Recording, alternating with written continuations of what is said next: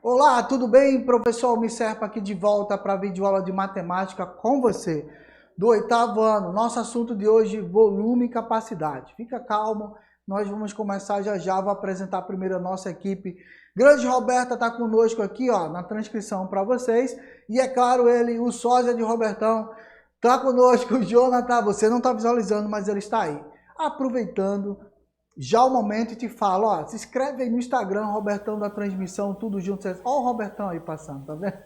Se inscreve aí no Instagram, Robertão da Transmissão, tudo junto sem acento, porque vai vir aí um monte mesmo de ofertas, tipo Papai Noel. Robertão só precisa da barba e mais nada, tá? O resto tá perfeitinho, ele vai recepcionar vocês, trazê-los aqui no estúdio para receber os nossos brindes. Fica ligado. Por favor, se inscreve, professor, indica aí para a tua turma e tem desafio no final da videoaula, resolve e manda para a gente aí no Instagram, tá bom? Vamos lá, Jonathan, então agora a aula de número 36, volume e capacidade para você do 8º ano. Segue comigo, ó. Vou inicialmente falar sobre o campo das grandezas e medidas, é essencial para que você entenda essa aplicação do cotidiano, tá? Inicialmente acredita-se que o ato de medir era intuitivo, relacionado principalmente à necessidade de alimentação, né, e de sobrevivência. Isso ocorreu devido às substituições das atividades de caça e coleta de frutas, quando a sociedade começou a se isolar, domesticação de animais, plantio de cereais, sentiu-se a falta do controle de quantidades e periodicidade, tá? Períodos, eles são muito comuns. O homem viu nessa época claramente que o sol nasce e se põe, e ele sabia que tinha esse intervalo da claridade para poder pescar, caçar, colher frutos e voltar o mais rápido possível para a caverna, ou então onde ele estava se escondendo dos demais animais, tá bom? É a partir disso que o surgimento das grandezas e medidas acontecem, sempre presos a, claro, né, semear grãos, aprender a semeá-los. Então eu precisava saber a distância de uma cova para outra. A cova é quando a gente cava a terra para poder colocar a semente, tá? A falta de frutos na floresta fez o homem se isolar, né, em sua tribo, e ele, do lado da tribo, é claro que ele tinha que plantar para ter isso, para sobreviver, né? Criar animais, por exemplo, por que sempre você visualiza o carneiro? Porque o ciclo de reprodução do carneiro, a fertilidade periódica dele é muito curta, isso é bom, reproduz-se demais esse animal. Então, a colheita de cereais já não era mais feita dentro da mata, agora eu planto do lado da minha residência, tem um animal, também crio, então tem a carne, tem o leite, tem a lã, tem o couro para se aquecer, para virar roupa, enfim, tem um monte de coisa aí a partir disso, quando o homem deixou de ser nômade para se fixar em algum lugar. Isso foi muito legal, mas duas coisas foram essenciais para que isso acontecesse. Primeiro, né, é a ideia de utilizar-se das medições, uma delas a gente vai trabalhar, claro, e do período, e de entender o ciclo da própria vida, tá? E essa leitura a gente vê, por exemplo, nessa imagem que você está vendo aí no slide, ó, a distância entre as covas. Por quê? O homem foi aprendendo e errando com o erro. E com o erro ele foi consertando essa sua prática. Ele foi colocando uma semente do lado da outra, a que nascia primeiro inibia o crescimento da outra. Então ele foi afastando a semente uma da outra até descobrir a distância correta em que as duas crescessem no mesmo instante, com a mesma altura e com a mesma capacidade de produção. Isso foi interessante, porque aí ele começou a entender medição de comprimentos a partir das covas. Veja que coisa interessante. Errou muito, perdeu muita semente, perdeu muita produção? Sim, mas foi a partir desse erro que ele aprendeu, e aí ele começou a notar isso, porque eram muitas informações para poder, na hora que estivesse atuando na roça, ele pudesse ter a melhor produção e não passar fome nos períodos frios ou chuvosos, tá bom? Então eu trouxe um mapa mental para vocês entenderem como que as grandezas e medidas tiveram como base o plantio, domesticar animais e o que foi importante, né? Você já viu aí a relação direta com os períodos. o relógio solar foi muito importante, o relógio de sol, para que o homem se situasse, o momento certo, inclusive, né, de se isolar, porque o período noturno é extremamente perigoso para o homem, entender sobre as divisões das estações do ano e depois buscar, claro, armazenar a quantidade de alimentos nos períodos frios, congelantes, que ele não teria esse acesso. E, é claro, guardar também comida para os animais, para manter a engorda, mesmo naquele período chuvoso ou frio que o animal estivesse lá solto no pasto, tá bom? Então veja, volume e capacidades, eles vão estar ligados justamente a domesticar animais e guardar, né? Fazer a reserva de alimentos para esses animais. Qual é o formato que eu vou utilizar para guardar o alimento dos animais? Um formato cilíndrico, de paralelepípedo, por exemplo. Poderia ser cilíndrico, mas utilizou-se paralelepípedos. Era muito mais fácil, né, de guardar aí o feno nesse formato para o animal não passar fome durante o período de frio. E volume e capacidade, porque esse animal também nos oferece a possibilidade do leite, né? De retirar dele o leite, sobrevivência. Um alimento puro e muito forte para a sobrevivência da população. É claro que eu trago para vocês uma outra oportunidade que o homem montou a partir da ideia de volume e capacidade de blocos retangulares. Já vimos os paralelepípedos, agora a gente está vendo um aqueduto em que faz a transposição de águas de um local para o outro da sociedade, ou seja, da fonte da água até a sociedade. Você não está vendo o seu aqueduto porque na nossa atual situação nós temos os canos submersos em que a Compesa, né, nossa empresa aqui do estado de Pernambuco, traz e conduz a água submersa. Claro que isso não era possível nessa época, fizeram no formato de blocos retangulares. Olha aí como é importante e como durou para a gente aprender a lidar com essas práticas das grandezas e medidas, construções geométricas e agora a gente trabalhando grandezas geométricas, tá bom? Elevadas estruturas construídas uma em cima da outra, numa ordem de arcadas, né, superpostas, erguida para servir de suporte de canal que destina a conduzir a água do reservatório com depressão, claro, com a inclinação para um outro terreno, tá bom? Aí, aproveitando o momento que a gente está falando de volume e capacidade, eu trago para vocês uma tirinha que eu já falei em vídeos aulas anterior e eu sempre referencio, uma tirinha aí de um jovem revoltadíssimo com o governo que não faz nada para resolver o problema da falta d'água, mas ao mesmo tempo que ele critica, a torneira continua aberta aí, ó, bem claramente. E é claro, olha, se vai fazer crítica, economize primeiro, porque se você está desperdiçando essa água aí, tem alguém que precisa dela, pense nesse outro, tá bom? E ele continua a reclamar e a torneira está aberta e desperdiçando água. Bom, não desperdice água na sua casa. Só sabe quem não tem água potável em casa, tá bom? Por favor, respeite que o outro pode precisar dessa água. Não faz isso. E é caro a água, tá bom? Eu sei que ela é retornável, mas não tá fácil. Bom, o desperdício de água contribui para a falta e a escassez em outras regiões e, é claro, depende do abastecimento diário de água. E agora, nesse período de seca, nós sofremos bastante. Fica ligado aí, tá? Um desperdício de água, como mostrado na tirinha e acima, aumenta o consumo de água em aproximadamente 32 metros cúbicos. Professor, o que são 32 metros cúbicos? O que representa essa medida? Vamos ver comigo?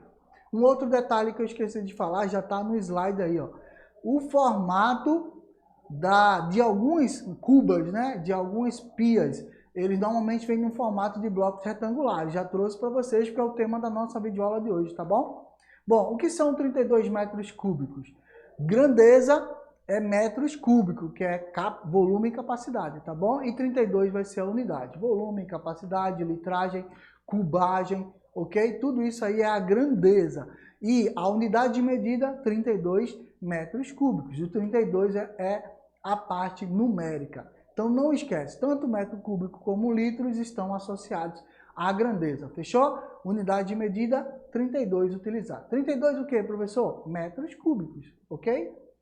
Então vem comigo, isso é grandeza e medidas, tá? Ou grandezas e medidas.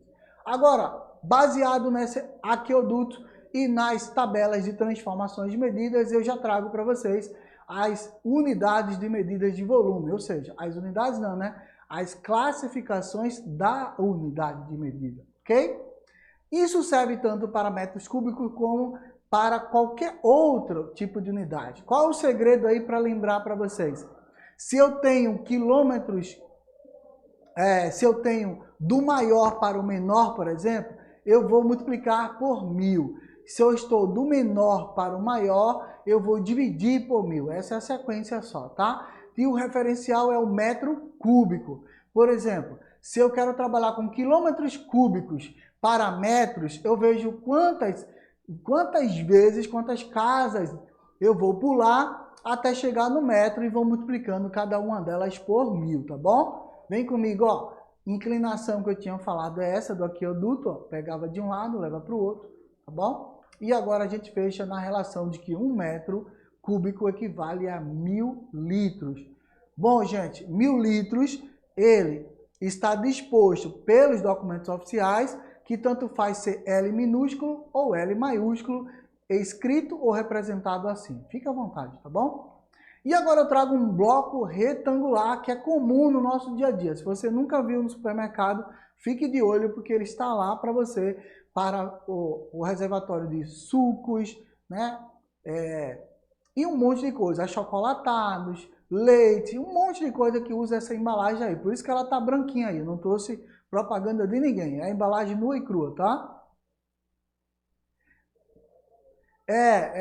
Também em relação ao próprio Robertão, que está aí nesse ritmo de beber demais leites e suco. Ele está engordando por causa disso, vocês vão ver isso, tá? Bom, aí a gente vai diferenciar, é claro, aqui sobre volume e capacidade. Por quê? Professor, eu vou lá no supermercado, vejo aí a embalagem de leite, e aí eu balanço a embalagem e percebo que o líquido se mexe lá dentro, que tem espaço dentro da embalagem. Para que isso, professor? Por quê? O que é a diferença de volume e capacidade? Bom, a embalagem ela tem uma capacidade maior que o volume que ela contém, tá? Está sendo vendido o volume, por isso na embalagem você vai encontrar 1 litro, mas cabe mais que 1 litro. Por quê?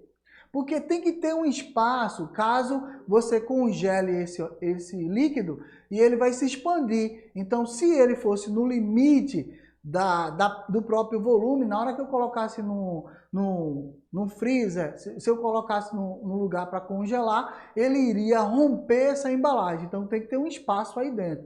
Essa é a diferença claramente da embalagem por volume e capacidade. O volume é o que está sendo vendido, mas a capacidade da embalagem é muito maior, tá bom? Bom, tá ali descrito, por exemplo, meio litro, mas ela tem a capacidade para mais que meio litro. Então, meio litro é o volume, mas a capacidade vai dar mais que meio litro, tá? Então, vamos lá. Entenda esses espaços aí na embalagem, isso serve para refrigerantes, serve para qualquer coisa. Você vai ver lá que a embalagem tem sempre um espaço a mais, ou seja, ela tem uma capacidade a mais do que comporta o que está sendo vendido, tá? Quer saber mais? Aponta a câmera do teu celular para esse QR Code que está aí, esse quadradinho preto e branco na tua tela, e você vai aprender sobre cubagem.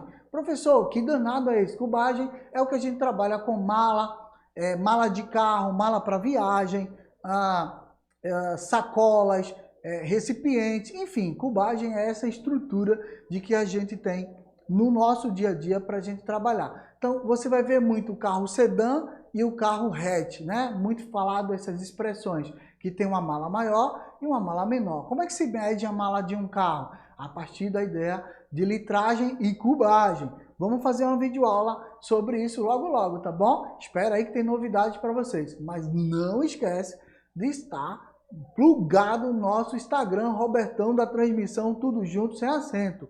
Não esquece, porque você pode ser o nosso premiado agora no final do ano e vir aqui receber o brinde do próprio Robertão e tirar foto comigo e demais professores aqui no estúdio. Todos os nossos parceiros vão estar aqui de braços abertos te recebendo, tá bom? Vou te falar agora do princípio de Cavalieri, que é nada mais que a noção básica de volume e capacidade, tá bom? Arthur resolveu empilhar papel para reciclagem, conforme a figura abaixo. E aí, essa comparação entre os volumes do empilhamento de papel envolve a ideia princípio de Cavalieri. Essa ideia do princípio de Cavalieri é exatamente essa. Quando eu coloco papéis de mesma base, ou seja, de papéis iguais, A4 um em cima do outro, ofício um em cima do outro, ou qualquer tipo de papel de mesmo tamanho, mesma área, né? Um em cima do outro, eu estou fazendo aquilo que o Boaventura Cavalieri já havia solicitado lá na Itália e foi uma ideia maravilhosa. O que foi que ele propôs? Que o volume está associado a essa fórmula aí, ó. Qualquer prisma vai estar nesse formato, a área da base vezes a altura. Usando esse princípio, a gente pode afirmar que volume de prisma ou de qualquer outro, como um cilindro, pode ser calculado de maneira análoga do bloco retangular, multiplicando-se a área da base pela altura. Tranquilo, então? Deu para entender? Tá claro aí a apresentação? Vamos então direto para a gente já trabalhar com outros formatos, como o cubo. O cubo é uma exceção, tá? Por quê? Porque ele tem as arestas iguais, então ele é muito fofinho e dá para trabalhar tranquilamente o princípio Cavalieri fazendo a multiplicação de três principais pontos. Esse que você está vendo aí, ó, três arestas que se encontram, se interceptam nesse vértice. Quando eu tenho um cubo de lado 10 metros, se eu multiplicar 10 vezes 10 vezes 10, eu vou ter 1000. Eu vou elevá-lo ao cubo, exatamente por isso que a gente fala metros cúbicos. Ele é a nossa referência. Então, volume do cubo é a área da base vezes a altura. Veja, usando a potenciação, eu tenho, repete a base e somam-se os expoentes na multiplicação de potência de mesma base. A elevado a 2 vezes A elevado a 1, eu vou repetir o A, 2 mais 1, 3, A ao cubo. Tranquilo? Deu para entender que o cubo é a referência e que a gente, quando fala volume, está totalmente ligado, né? Diretamente ligado a elevá-lo ao cubo, metros cúbicos, centímetros cúbicos, ou seja, eu posso usar qualquer medida de referência, mas ele é tridimensional, porque eu uso três dimensões, três arestas são sendo multiplicadas. Isso vai servir para outros artefatos que a gente fala, né? E qualquer um deles que você trabalhar, como prismas, que a gente tem mostrado aí na imagem, também podem ser realizados a medição de volume deles a partir de área da base vezes altura, tá bom? Se liga que a base mudou aí nesse caso, ó. É um hexágono nesse primeiro e é um triângulo no segundo. Então, eu vou multiplicar a área da base pela altura. Então, a base muda, aí claro que o volume vai acompanhar a proporcionalidade. E se você não sabe ainda, também tem como a gente fazer a planificação do objeto, tá? Aí está um paralelepípedo ou um prisma de base, vou chamar base retangular, tá bom? Porque pela imagem parece ser retangular, ok? De base retangular ou de base quadrada, depende da posição, eu posso multiplicar as três arestas em si. Se eu não quiser multiplicar a área da base vezes a altura, eu faço A vezes B vezes C. Outra opção para você, tá? Bom, vou trazer agora atividades para a gente discutir. Fui buscar algo que é muito real, tá? Essa imagem representa a expansão das casas que nós temos visto aí durante essa pandemia. Muita gente investindo em suas casas, trocando os telhados de telha pela laje. Então, claro, para fazer isso, curiosamente, eu fui perguntar como é que a gente calcula o volume de uma laje. Então, aí o pedreiro foi lá e disse para mim que a gente já podia trabalhar com essa noção da seguinte forma. Qual o volume de concreto utilizado na construção de uma laje que vai ter, né, no final, 80 centímetros de espessura claro, por 3 metros de comprimento, de largura, na verdade, por 4 metros de comprimento. Então, 80 centímetros de espessura por 3 de largura por 4 de comprimento. Vamos ver como que essa laje vai ficar na casa toda? Não na sala, mas casa toda, né? Vamos lá comigo. Resposta. Possivelmente a gente vai utilizar volume do prisma, porque a laje vai virar um prisma depois. Então eu posso multiplicar A vezes B vezes C. De que forma? 3 vezes 4 vezes 0,8. Por que 0,8, professor? Porque 80 centímetros corresponde a 0,8 metros. Como a largura está em metro, o comprimento está em metro, é ideal que a espessura fique em metros, tá bom? Então 80 centímetros corresponde a 0,8 metros. Vamos fazer a multiplicação? Na minha calculadora deu 9,6 metros cúbicos, aproximadamente aí, porque na vida real pode faltar concreto, é melhor que sobre concreto do que falte, senão vai ficar vazando a casa, se liga aí, tá? Então na multiplicação vai dar isso aí. Resposta para a segunda questão. Um prisma de base quadrangular possui volume igual a 250 centímetros cúbicos. Determine sua altura sabendo que ela corresponde ao dobro da medida da aresta da base. Vamos calcular então? Vamos lá comigo, ó. Volume do prisma a gente já sabe. Ele deu o total, não é 192 não, tá? É 250, vou substituir lá direto. E ele está dizendo que um deles vale o dobro dos demais. Então vamos lá. Dobro é 2x, se ligou? Então vem comigo, ó. Troca aí 192 por 250, do jeito que está aqui embaixo, ó. 250 é igual a x vezes 2x, porque um deles é o dobro, ok? Então fazendo a multiplicação, nós vamos ter 2x ao cubo, x vezes x, x ao cubo, multiplicar por 2, 250 é igual a 2x ao cubo. Esse 250 pode ser dividido por 2, porque esse 2 vai passar para o outro membro dividindo, tá? Estava multiplicando, passa dividindo. Então, x ao cubo vai ser 250 dividido por 2. Fechou? Tá tranquilo aí até agora? 250 dividido por 2 dá 125, né? Pronto, perfeito. Vamos extrair a raiz cúbica de x ao cubo e também de 125. Se faz de um lado, faz do outro. Não esquece, tá bom?